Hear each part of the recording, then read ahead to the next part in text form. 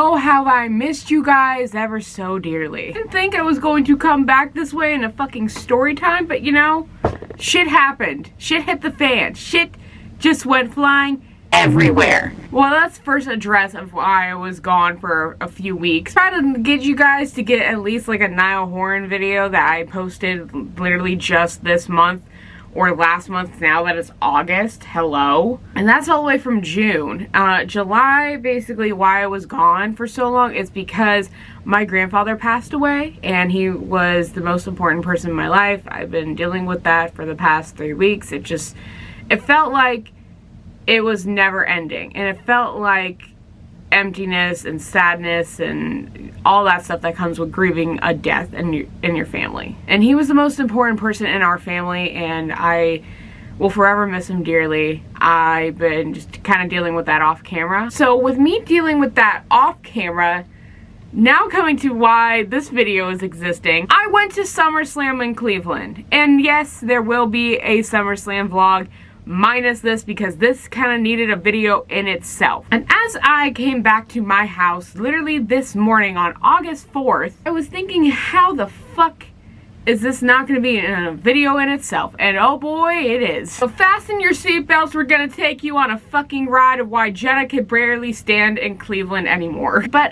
you know, lessons were learned and things I will be taking into consideration, but also this is like a life lesson for everybody else. If you're traveling by yourself and you're in a city you don't know, or you're in a town you don't know, don't do the things that I did, because it will be maybe bad for you on the other hand. But I'm talking about specifically Cleveland, Ohio. I decided back in May to buy my tickets for SummerSlam in Cleveland. This was going to be my first big PLE. I was excited. I brought my dad with me. Me and my dad, obviously we went to SmackDown, and we were so excited about SmackDown. A month later after that, the SummerSlam tickets went on sale, and I got them. I ended up upgrading our seats and all that stuff, so you'll see that in the vlog. But this is basically everything that happened after, but a little bit before we got to the stadium. Basically, we drove from our town to Beechwood, Ohio, because my dad didn't want to stay in the city because he didn't want to drive in the city and he was driving. So we didn't stay inside the city of Cleveland, downtown itself. We were in Beechwood, Ohio, which is like 20 minutes out from Cleveland. And so, because it was 20 minutes out, we had to take an Uber there because we weren't going to drive our car. Plus, there was no way of us finding like a place to park or anything. So, and we also couldn't check into the hotel around 4. And I'm like, well, we got there around 3. I mean, I would have been done by 4 to get ready. That way we could have went to the stadium, but no. That wasn't the case at all. We finally checked in. I got ready immediately as soon as possible. And we didn't end up leaving the hotel room maybe till like 5:30-ish. And I'm like, okay, that gives us enough time. I could still go and see Logan. Logan was going to be there with his dad. So that's what we tried to do. And yeah, we had problems with the Uber. Because this poor lady, this poor sweet lady, had to take some detours for us. Because we didn't know where we were going. And plus, a lot of the roads around the stadium were blocked off. Plus, this is a part of the story that it needs to be said. My dad has this condition called restless leg syndrome, where your legs basically jolt and they hurt a lot. The only thing I can think of it as like having is if you had like Charlie horses before, and if there were Charlie horses that were just kind of never ending and in so much pain. My dad was dealing with that on the way to the stadium, and then it was just a mess. And I was trying to do everything I could to make it comfortable for him. There's really nothing I could have done, and it was just a lot. And we couldn't get out and walk to the stadium because it would have been a lot of walking for him. But then we finally took another detour around. This lady finally let us out. We ended up walking. It was 6:56. Me and Ken were texting each other, so I was telling him, hey, like, I'll take like a bunch of like pictures and videos and blah blah, and I'll FaceTime him from like my seats. And he was like, are you in the stadium yet? And I was like, no. And it was 6:56. He was like, Rhea and Liv Morgan are the first match. You have to get in there. I was like, I've waited so long to see Rhea Ripley fight Liv Morgan. I was not missing this first match. Needless to say, we made it in on time. I just had to, you know, walk slow with my dad, and that was pretty much the pace that he was going with, so I had to go with it. I wasn't gonna leave my dad behind. We got to our seats as fast as we could, and we got there just in time for Triple H to walk out, and we saw a jelly roll. The end of the night getting out the stadium, I had to take some breaks from my dad because I had to make sure that he could still walk, and you know, I can only go so far with him. So I said, I'm just left him on like a park bench. My phone was at 9%, okay? Here's the thing. I bought one of these portable chargers. These little portable anchor chargers, okay? I don't think I charged it up right because somehow my phone percentage, it was like at 14% maybe. My phone was getting hot with this little thing and it was barely like functioning. So I don't know if these things kind of a rip-off. Don't know if I did this right or not. But, yeah, my phone was pretty much dying. It was on 9%, and I had it on low battery the whole fucking time, and I also had it on, airplane mode. I wanted to get merch, so I was trying to head to the pro shop that was around the building of the stadium to hopefully get it, because I didn't know an access to get to the pro shop inside the stadium. I had no idea. So I walked all the way around this fucking stadium. I walked past them doing like the post press conference that was like with Jackie Redmond and fucking Big E and all them. So I had no idea, no clue about that. And so I walked all the way around just to go and get this small merch booth. I finally got what I wanted, and then I headed it back to my dad. They didn't let me get out the gate. They didn't let me walk around back to the building to go get my dad. And so I had to walk around the gate. I was not trying to get in trouble or not trying to function or be mean to any of these like workers that were just trying to do their job. So I was trying to be reasonable with them as best as I could. So I walked all the way around, called my dad, said, hey, meet me here, blah, blah, blah. And, you know, after about 15 minutes of walking, I finally see him, and then we finally try to get out. Now, because of his legs and because of like how much pain he was in, I didn't know what else to do other than we have to try to get like an Uber or a Lyft like quickly out of here. And no, that was not the case. I ended up having to walk, stop, try to get a Lyft or Uber. Couldn't get it because it kept declining, kept like just not working out in our favor. I said, let's walk to the nearest hotel and see what they could do. That's what we did. We ended up walking into this Hilton hotel that was right like next to the stadium. A lot of people that were going to SummerSlam were actually staying there. So we're in there. I'm trying to see if they have like an iPhone charger. I'm trying to see if like a Lyft can come here. And I have been trying to do this, like both of those tasks, for 2.5 to 3 hours, I would say, is a good time span. And in that time span, I realized that there's nothing else that Hilton really could do, as just like, you know, they were just letting us stay in the lobby and everything. Yeah, their seats were comfortable as shit, but I was also hungry, dehydrated, and I just wanted to call my friends and tell them about this shit. Before my phone died, because my phone was on 1% getting to the Hilton, I took down Logan's number and I just was texting him from my dad's phone, because my dad's phone had like 50 or 60% on it still. So I was just texting Logan from this and like calling. I was like, I don't know, in some way, because Logan lives by Cleveland. Like, he's not in Cleveland, but I feel like he's like a good like hour maybe outside of Cleveland. I was like, oh, I don't know if like Logan can like come and get me. I don't know why I was thinking that, trying to put my best friend through that shit, because I knew he was not going to come back this way to do this traffic and shit. Yes, I love him. Yes, he loves me, but there's some things that you just can't have your best friend do. Logan, if you are seeing this, I still love you. And as I'm in this hotel, kind of pretty much losing my mind, seeing if somebody has like an iPhone charger, seeing if anybody can pretty much just take me and my dad back to Beechwood. One of the crazy things that ended up happening actually at the stadium is that the guy that was sitting like behind, like a seat up from me and my dad, he said that he met Zilla Fatu in the bar and he was getting drunk, and he's 22.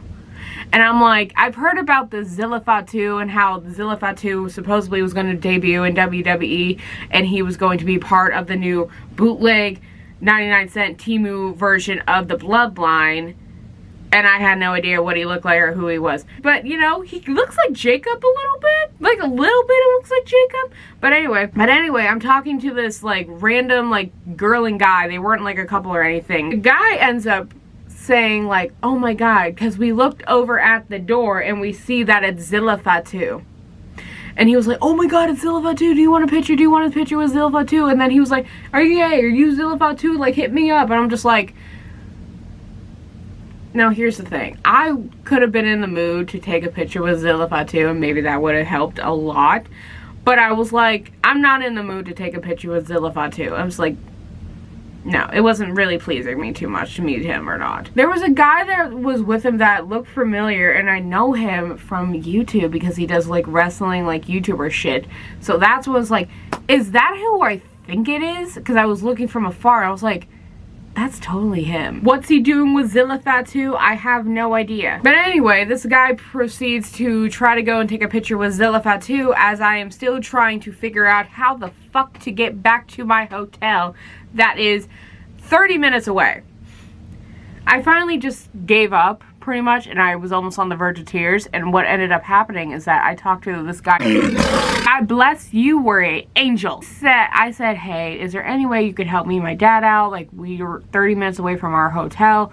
We just need a ride back, and like, of like all the rideshare stuff that's been going on, because a taxi was going to be 3 hours of a wait. Lyft was not fucking working, and goddamn Uber was gonna be $135 fucking dollars. Like, I get it that people gotta make their money and shit, and I will respect that always, because people gotta make money how they want to make money. But can you be a civilized human being at times, please, and just think about other people? You know, I get it. It's people's jobs and people's, like, livelihood and everything. I will respect that. Basically, it was a ride-sharing service that was connected kind of through Hilton, but also kind of, like, through, like, his friends at the Hilton, I want to say. And so, he said that he could take us. We have to wait, like, 20 to 28 minutes. I was like, fuck it, sure. I don't care. I've already been here for 3 hours. What's another 28 fucking minutes? In that time span, I finally get an iPhone charger, but it doesn't charge my phone. Or I'm just an idiot and I don't know how to charge an iPhone. Why is this thing not charging or plugging in? That way I can maybe Apple Pay this guy, because I don't have any cards on me. I only have Apple Pay. My dad has his card. Nothing works. Nobody's fucking card charged my iPhone. Because there's this guy that came out from the valet of the Hilton. Said, do you guys like need a ride home? We have like an Uber guy out here. I was like, okay, like we didn't order an Uber, but it was just here. This guy, there were these two guys, they were in big black SUVs, and basically, like, to get to Beachwood, it was going to be $200.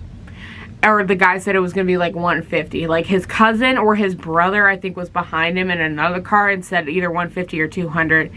And, yeah, that was not going to work out. And as soon as I was maybe going to consider just saying, fuck it, and paying the $200 to get back to Beachwood, lo and behold, and said that he's going to be 7 minutes away, and he's in a black Honda. I was like, fuck yeah, we're waiting out here. So me and my dad, we ended up waiting out here. God fucking bless, we're going to get escaped out of this fucking Hilton downtown hotel. And in that time span, there was this two group of guys that were kind of like, I want to say they were about to fight or something. One of them was like in a Stone Cold shirt. The other one had, I guess, one of the chairs that you can get from the stadium. If you have like ringside seats, like in the floor, like by the ringside, you can get a chair with the bloodline on it, which I don't know who would really want that. So that was that, you know, they kind of started fighting and everything as I'm talking to Rich, and I'm just like, well, nothing like I don't see every day. I was like, well, you know, entertaining night. He pulls up, and this guy's like, he's so nice. He's so sweet. Car smells great. My dad's still going through his, like, restless leg syndrome shit. He's going through his back shit. He is just not the best at the moment. He just needs to get back in this hotel room and fucking sleep, pretty much. And so I'm just like, you know, it's like, whatever, I don't care. We end up picking up another guy, and he didn't have, like, that far of a drive to where we were going to be. So that was only going to be, like, 10 minutes. After that, we make our proceed back to our hotel. Now, of all the things that can happen to us, and of all the things that can happen to us at this time of night, we get pulled over? We get pulled over for speeding. He gets pulled over for speeding in Lakewood, Ohio. And I'm like, what the fuck is this shit? So I'm just like dealing with it. I have no words, and like if I say anything, I feel like I was gonna scream. And I was like, at this point, my patience level is like in the middle card, don't let it go down to the fucking bottom, bitch, because I feel like I was gonna go off on somebody, because I was just like, what the fuck are the conveniences that everything was going wrong for us this night?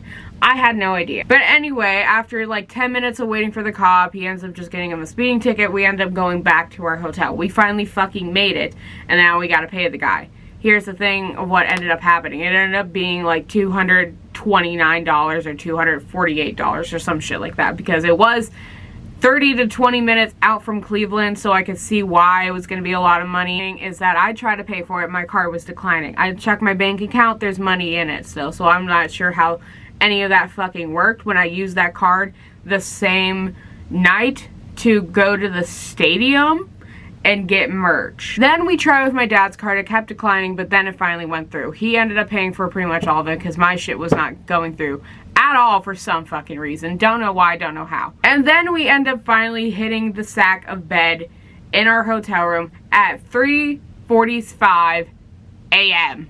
3:45 a.m. I've never experienced anything like this, like coming home from a concert, coming home to a flight, coming home in general. I've never experienced anything like this before in my life. So that makes me even baffled of the fact that I gotta go back to Cleveland in a month. But this time, it will be a smarter decision because I will be staying in downtown Cleveland and I will be driving home the next morning.